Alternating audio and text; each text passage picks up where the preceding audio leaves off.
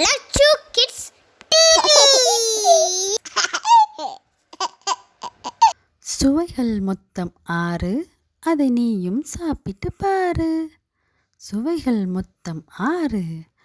பாகற்காய் கசக்கும், இது கசப்பு. மிளகாய் உரைக்கும், இது கார்ப்பு. உப்பு உவர்க்கும், இது உவர்ப்பு. மாங்காய் புளிக்கும், இது புளிப்பு. நெல்லிக்காய் துவர்க்கும், இது துவர்ப்பு. சர்க்கரை இனிக்கும், இது இனிப்பு. சுவைகள் மொத்தம் 6, அதை நீயும் சாப்பிட்டு பாரு. சுவைகள் மொத்தம் 6.